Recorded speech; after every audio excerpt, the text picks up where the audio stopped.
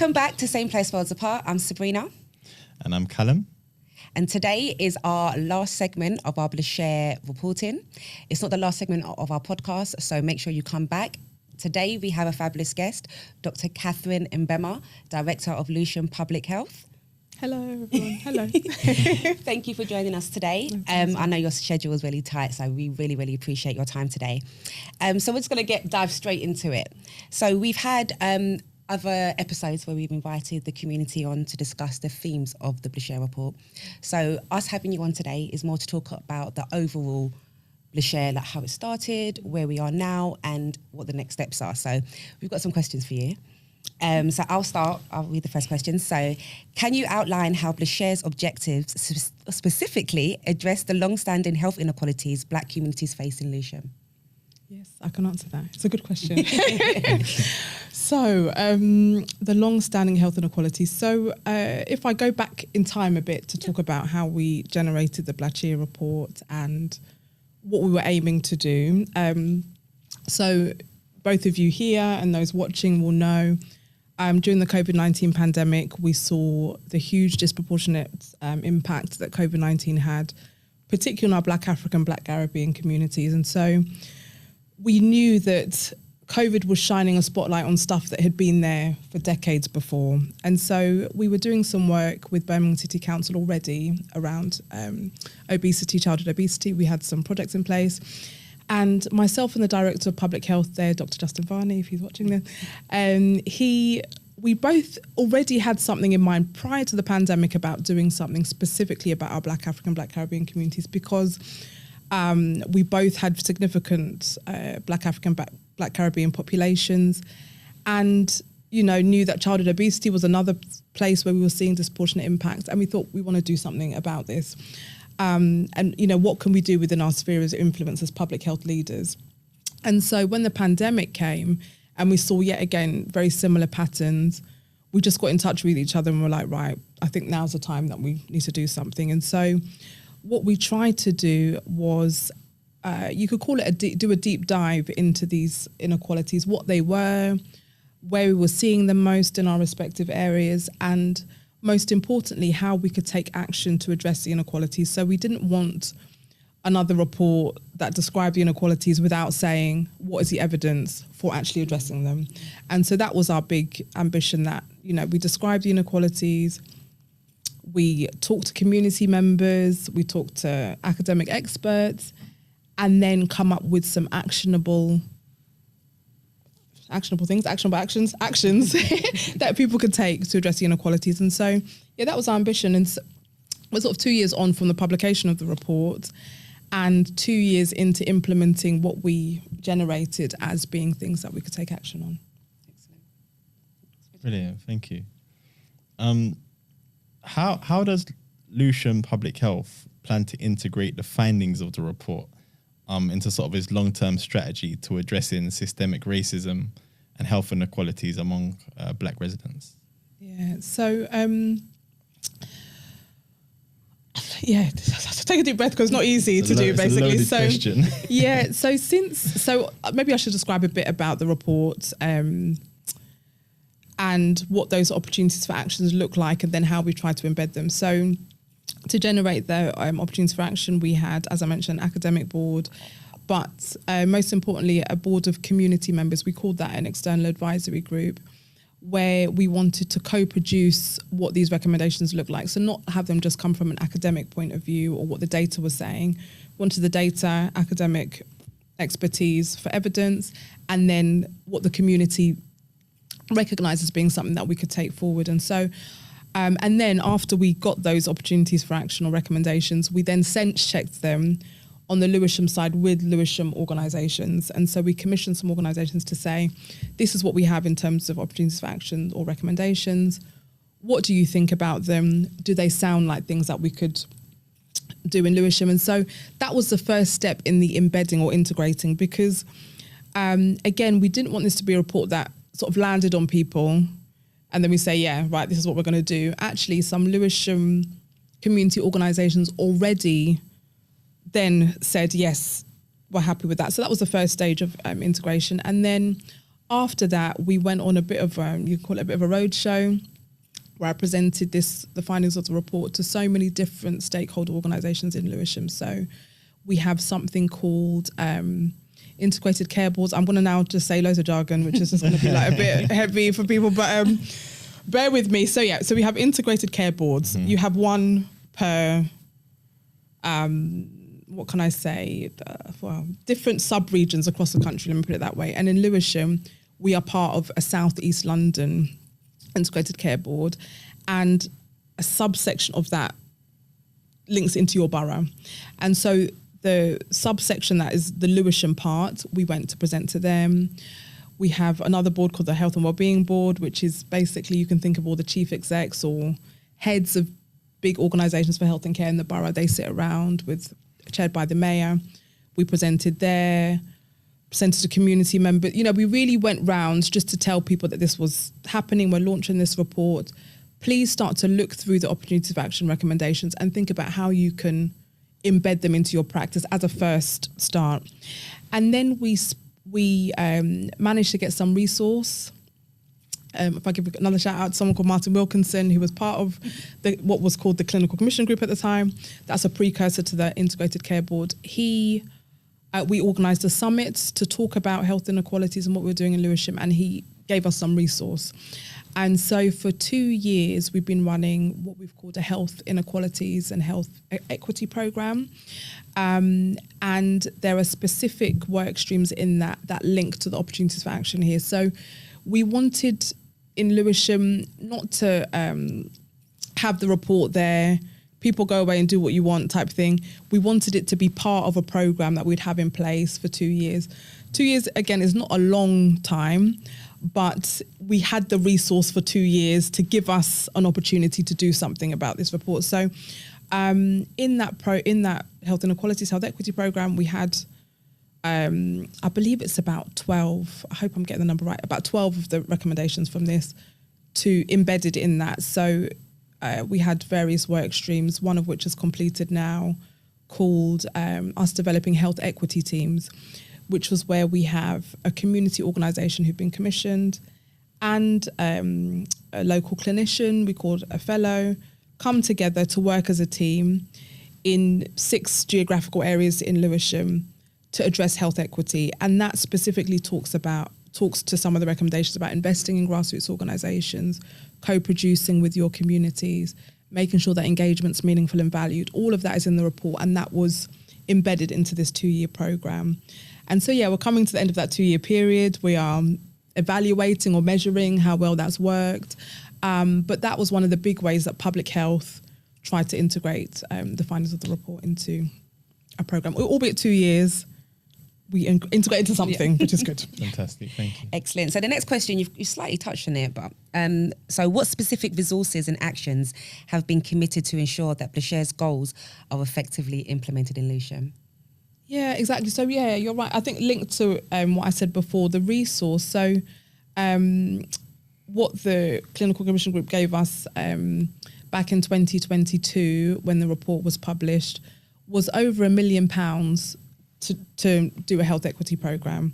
It depends on who you're talking to. Some people will say, oh, Catherine, given the level or the depth of inequalities that we're talking about and the types of programmes you have to put in place, maybe that didn't go far enough. But for me at the time, to have a dedicated amount of resource that was specifically for health inequalities, I really welcomed.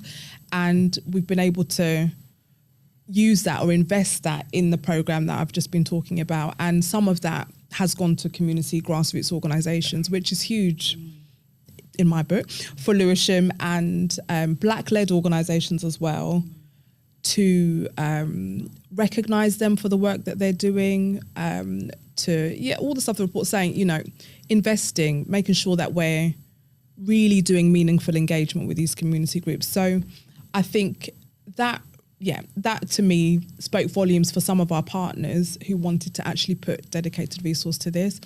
And I think now that we're sort of rounding off the initial stage of the programme for that 2-year period, our measurement and evaluation is really critical, because in this world you have to sort of demonstrate the value of the investment that you've been given, the resource. So us measuring the impact, even over 2 years, is what we're in the process of doing, collating all of that to show people that this works, or this is important to put this investment, and then that can lead us into asking for more or requesting more for the things that have worked from what we have implemented. Excellent. Yeah. So the next question is from me. So the question is, how have Black people been actively involved in shaping and implementing the health and care recommendations from the report? Yeah, so so I hope I don't repeat. I'm not repeating myself too much, but there's always going to be some overlap. Yes. but Okay. it's fine. Thank you, listener. So I think in the first, what I mentioned, the generation of the report, our external advisory board, of which Sabrina was a member, had Black people around community members around the table, being part of the generation of the opportunities for action. Some of our academics also were Black community members, in addition to being academics who were contributing to this.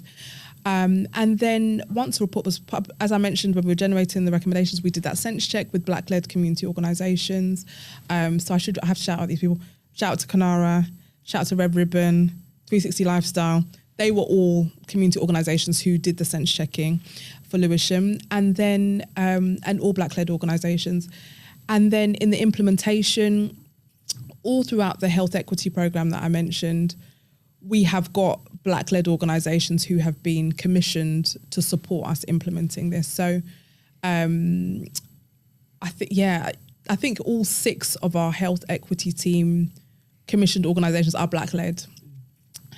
We also have a BLACHIR community partner, Social Inclusion Recovery Group, which is Black-led. So we've been quite intentional about making sure that Black-led community voice has been part of or integral to what we're doing in terms of implementation. And I believe it's a start of changing or shifting the balance in the way we do things. So not just statutory organisations leading things, but actually community members or representatives of the community being part of what we're doing as well. Yeah, which is good, because I think that's always been a sort of common theme, like are people round the table? So it definitely touches on that. Yeah. Thank you. This question definitely is going to make you repeat yourself. What partnerships have been formed with Black-led grassroots organisations to ensure culturally competent and sustainable health interventions? Yeah, so all of those that I've mentioned before. And so that in the health equity teams, our BLACHIR community partner. But maybe what I'll say about that is, so, even me myself as a professional, I know what it means to be, so you're invited to be around the table, and people feel like, okay, right, there's someone around the table who's representative, good. But actually, I suppose the next step up is how do you make the conditions conducive to people contributing? So once they're around the table, how inclusive are you being to help people speak up when they're at the table is the point. So,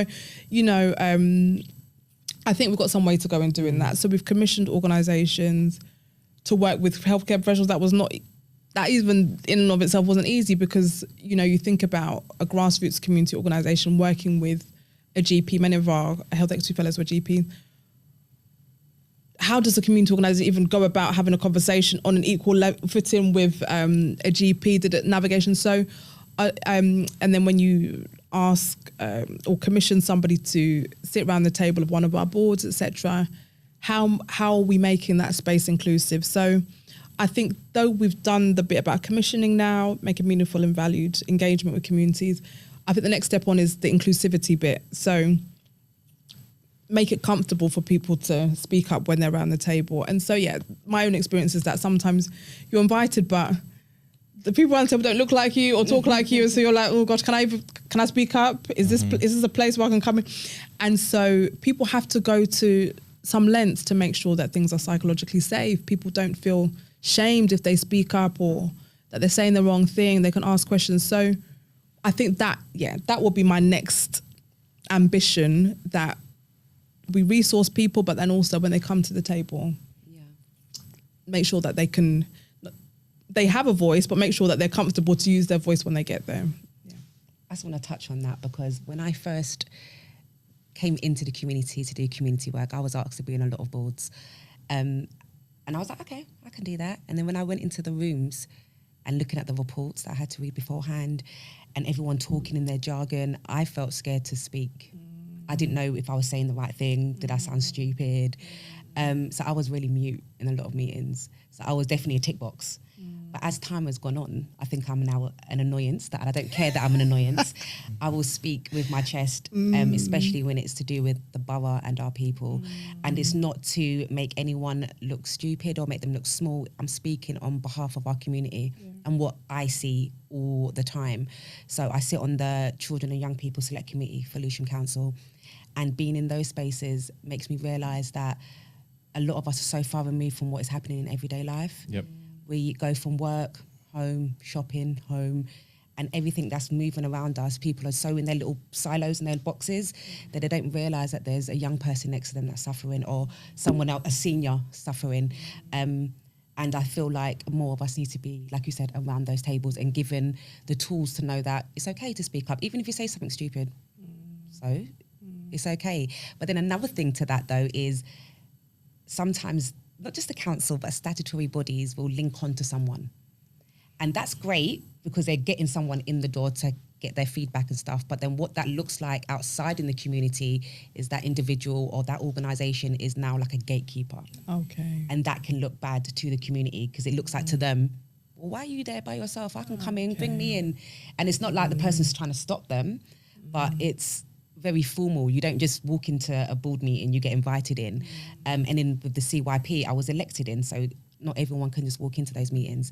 But I think that's another side to look at, that you're not you per se, but the system doesn't latch on to one person, and understand that the Black community is a homogenous group and we all have different views, and some of us may have stronger views in one area where the other one may have stronger views in another.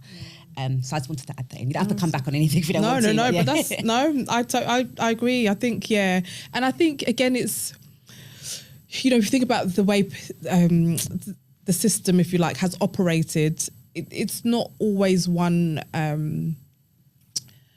where, how can I say, the multiplicity of views, space has not always been made for the multiplicity of views, let me put it that way. So it's like, if you're on a board, you have one representative for each organisation, right? So, in Lewisham, for example, Lewisham and Greenwich Trust, you have one person speaking on behalf of that organisation. For the council, you have one person. And then we have this term, the voluntary community sector, you have one representative, and so it's, one person represents the whole voluntary and community sector for Lewisham. That's a tall order, isn't it? Or even for one person representing.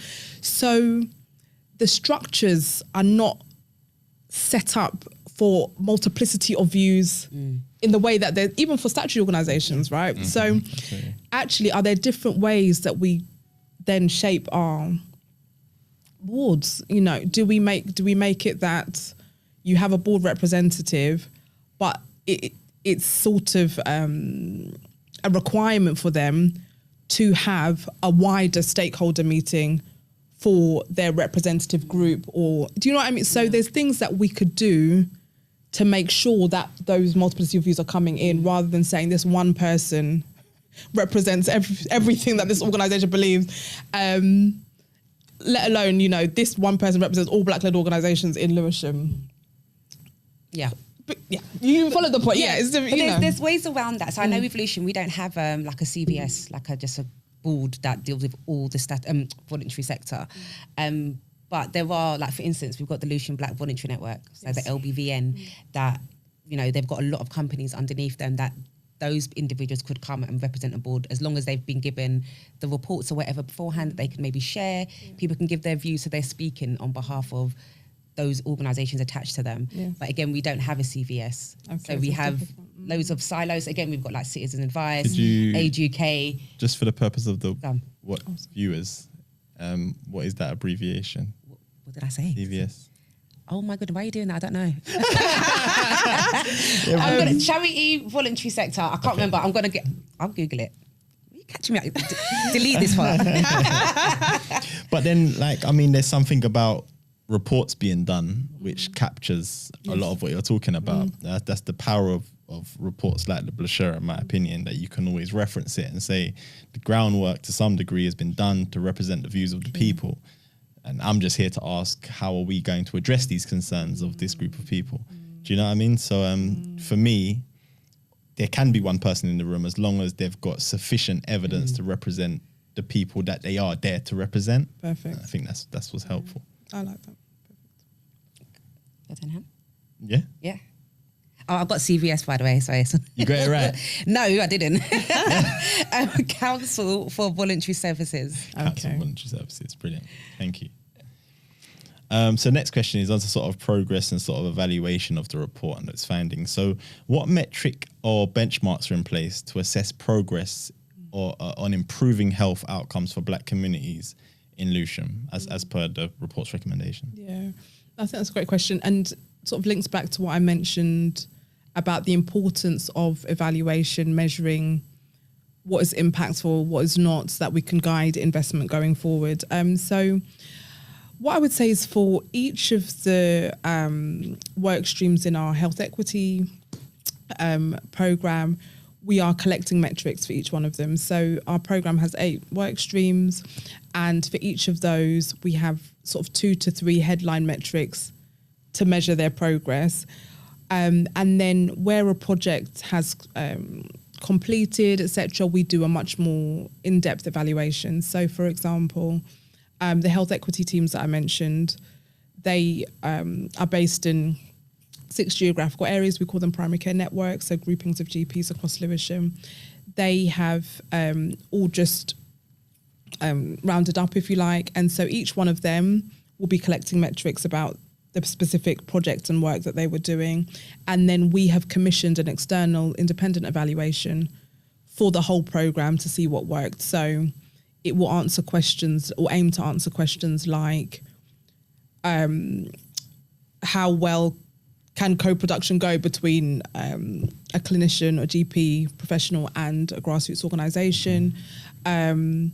What kind of outputs can you expect to see for both the GP practice and primary care networks and grassroots organisations, etc. So, so I think we've collected some metrics, but then we're also doing deeper evaluations, and all of that will shape what we then say should happen going forward.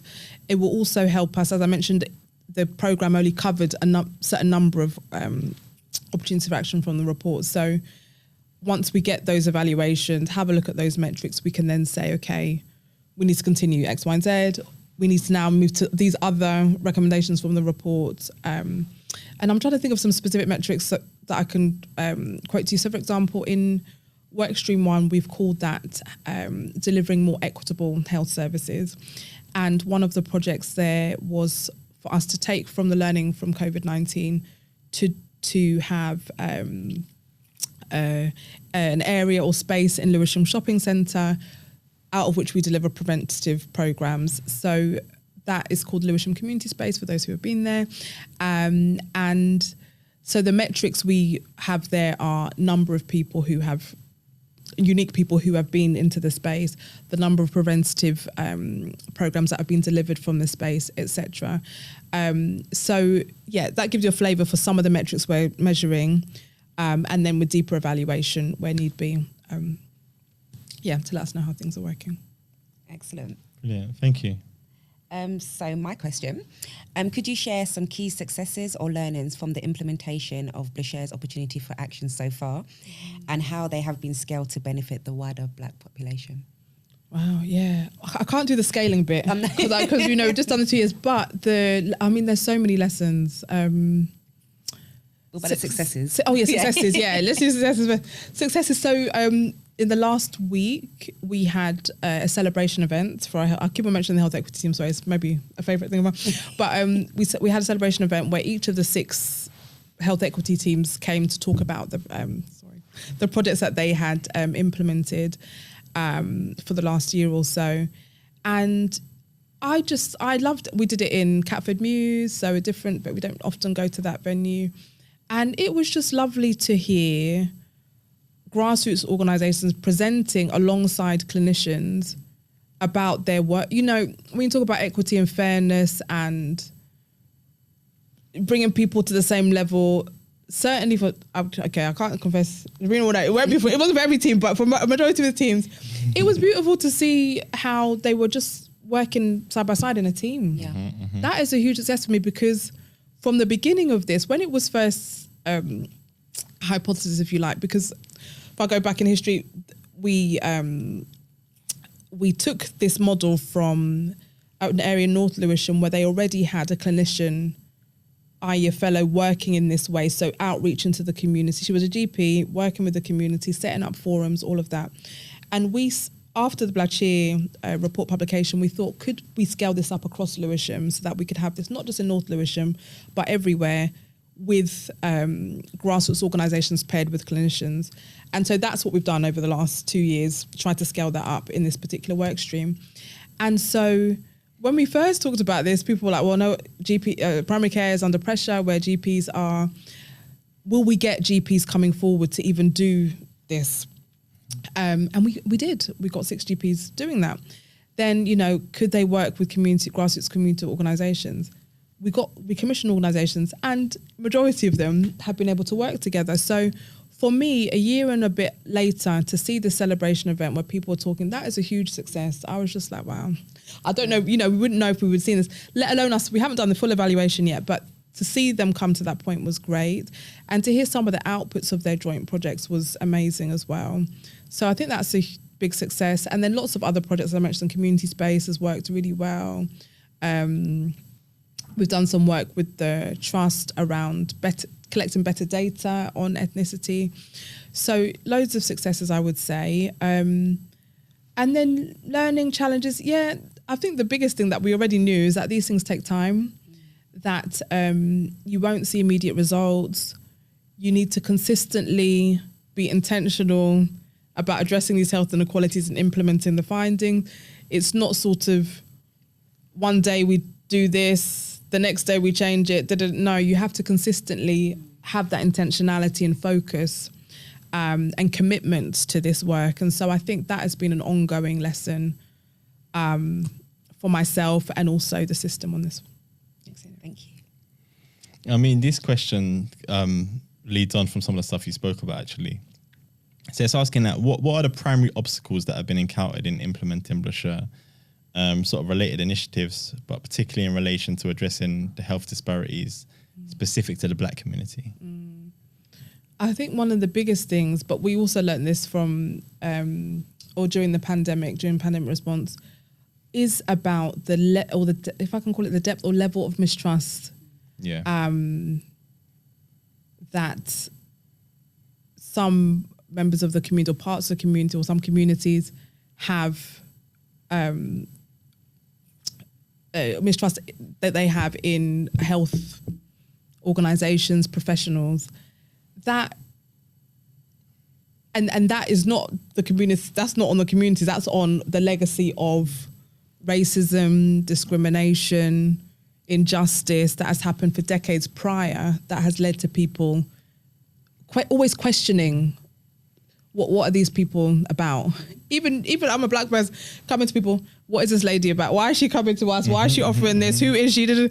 You know, because to them, I am a part of the system. Yeah. Whether I'm Black or not, I'm still part of this system that has treated people badly before. So that is always, to me, is always an eye opener. It's always a sort of like, well, okay. Because you think you're getting somewhere and then people will be like, you know, they back off a bit and you realize that, okay, this is not, this is the mistrust, or this is the outworking of trauma.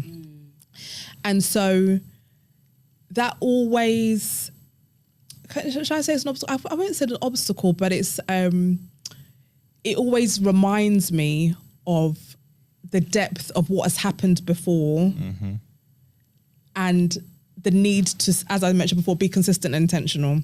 So even if you're faced with somebody backing off because they're not sure about you or what your intentions are, I, with my understanding of what's happened before, just still remain consistent. So it's not like, oh gosh, they're not trusting me, so I'm just going to give up or what? No, because with a level of maturity and understanding, you know that I'm dealing with decades of trauma here. So it's not going to be that people are going to welcome me with open arms all the time when I'm saying I'm coming with some suggested solutions, you know? So there's context. Exactly. Yeah, there's context, so understanding being a black person myself, also subject to the same traumas that people have.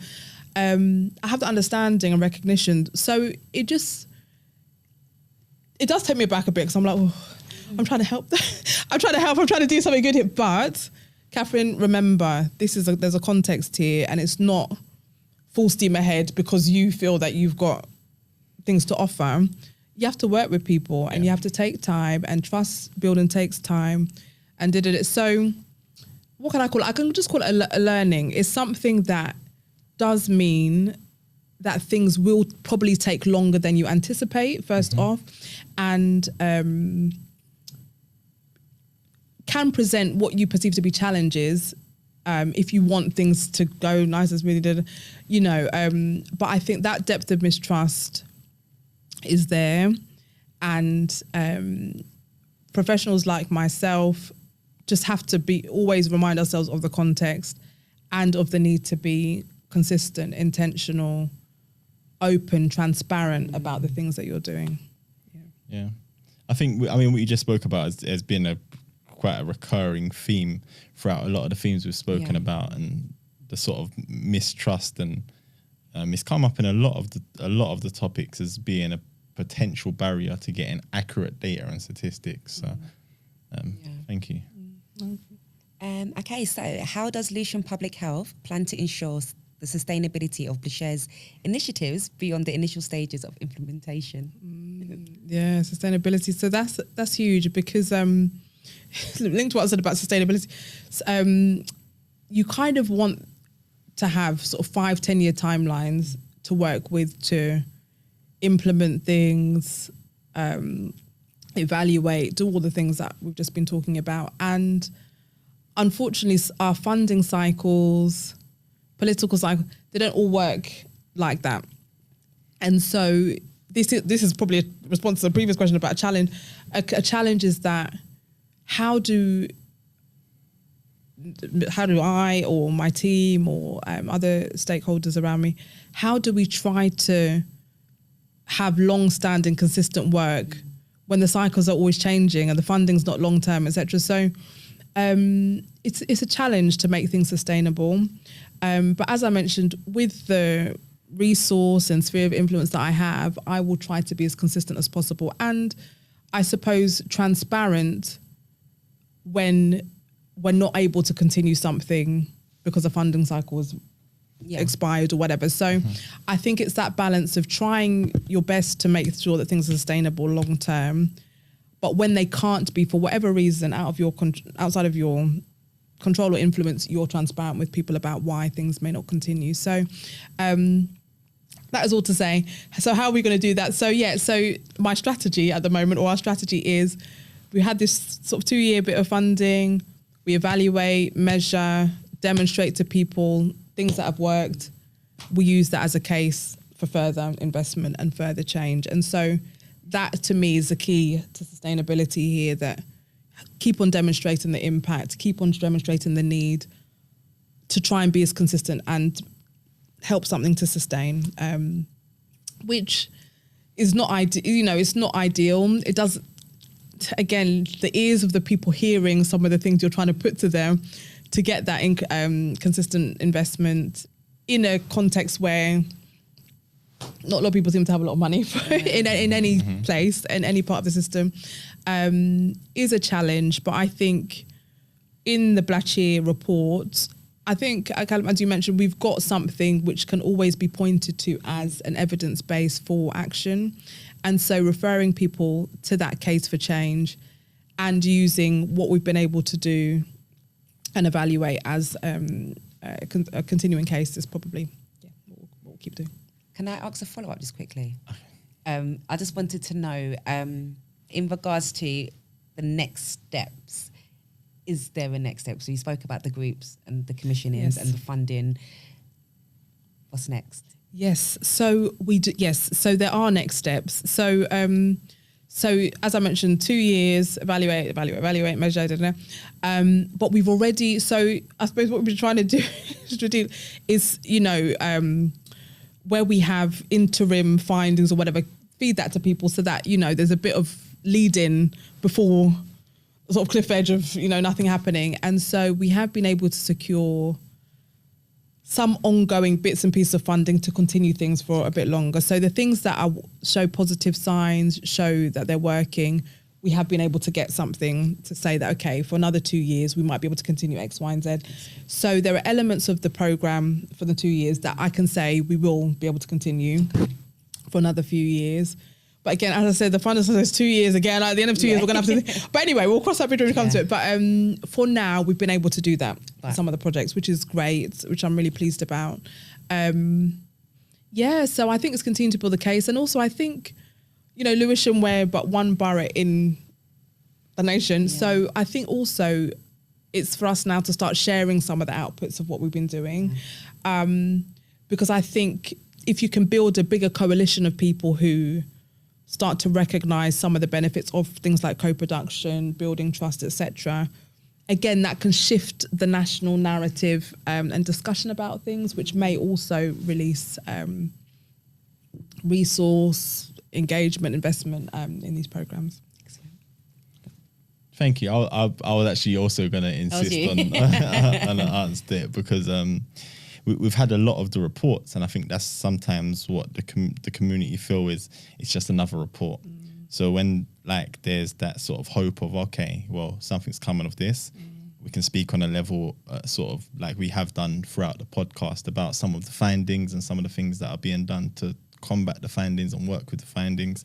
I think that instills a bit of hope in people. Good. We've had a lot of reports, and I think when you get one that has a consistency to tackling some of those issues, invokes a bit more hope in the community, What additional policy changes or investments are being considered to further reduce health disparities for Black communities in the borough?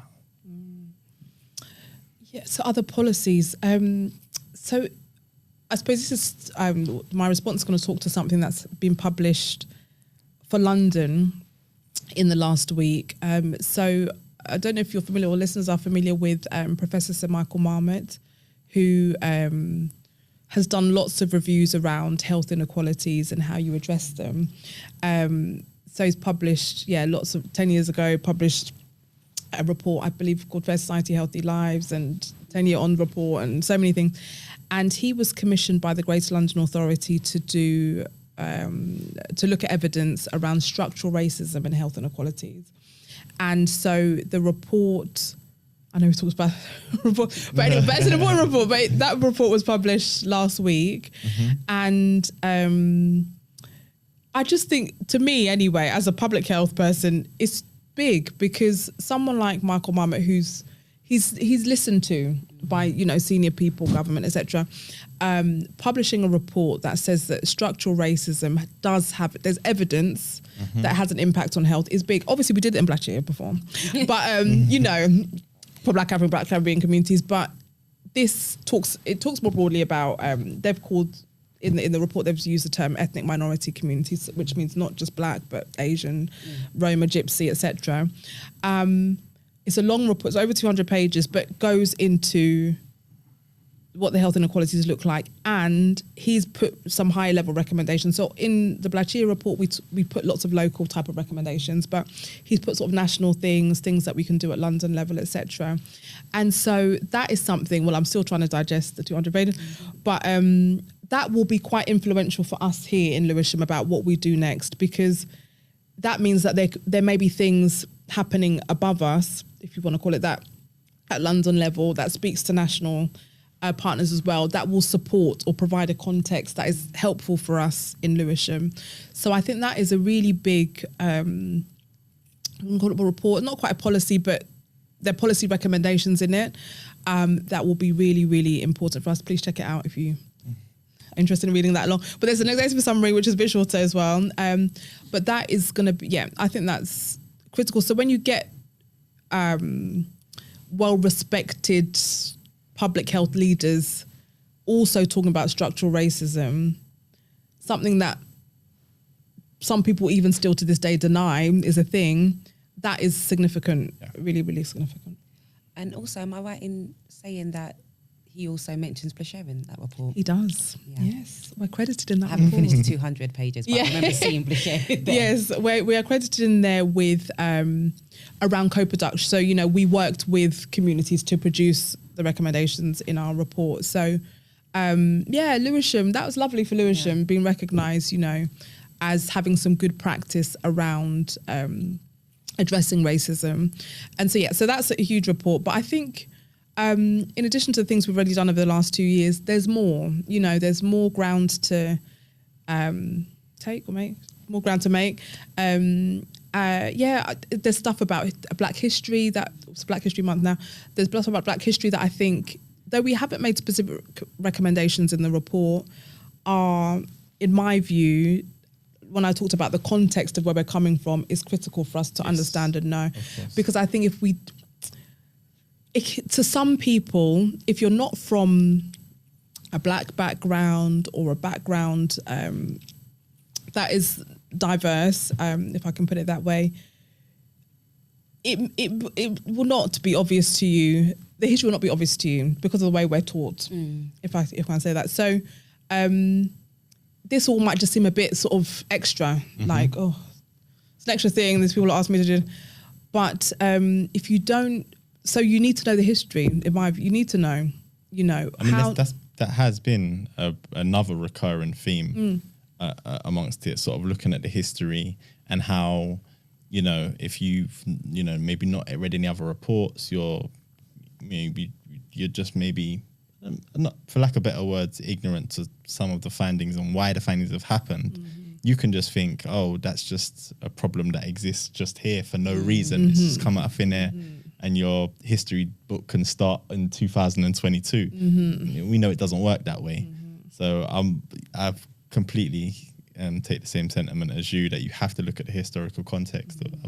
Otherwise, if you don't know where you're coming from, you're not going to know where to go or how to address it, because you won't know how you got there. Exactly.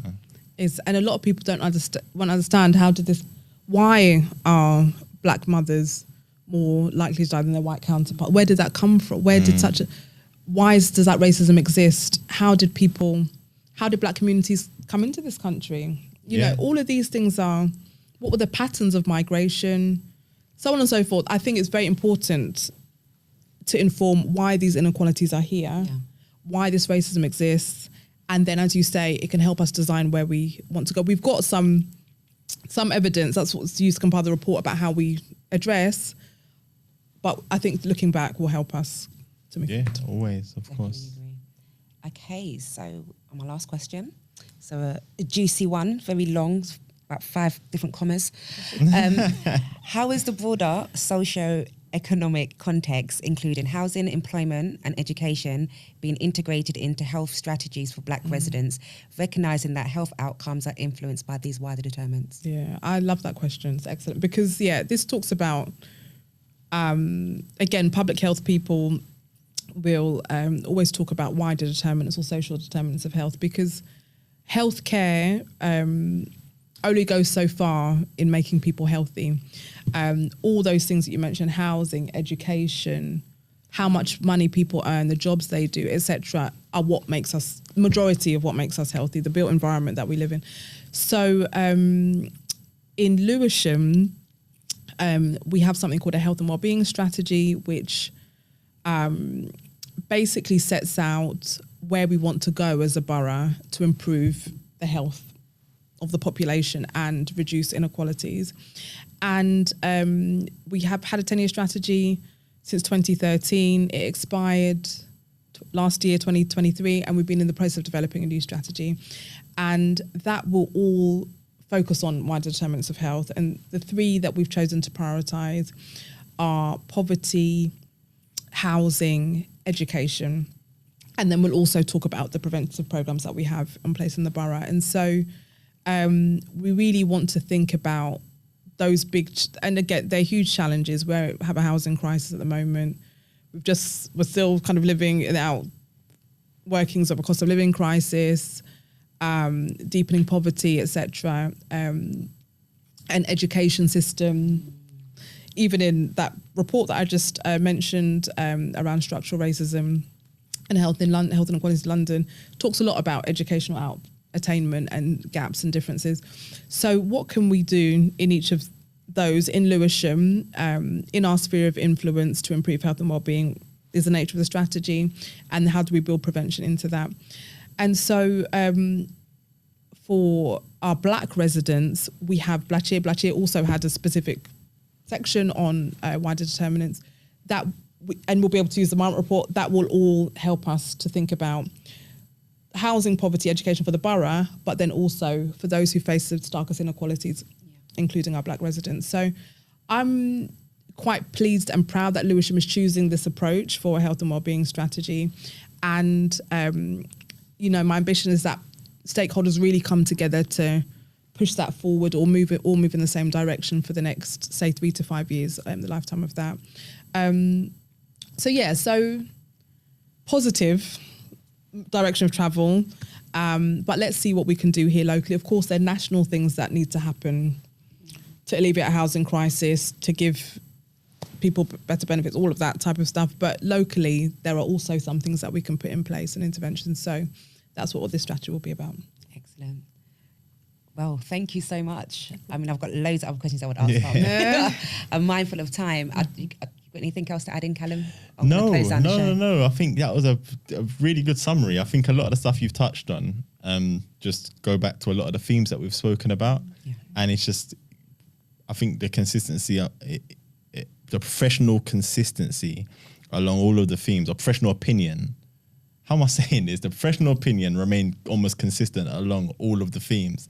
And then like you obviously sort of summarizing a lot of it and how the report came together showed the consistency throughout the themes and the professionals that are working in their respective fields.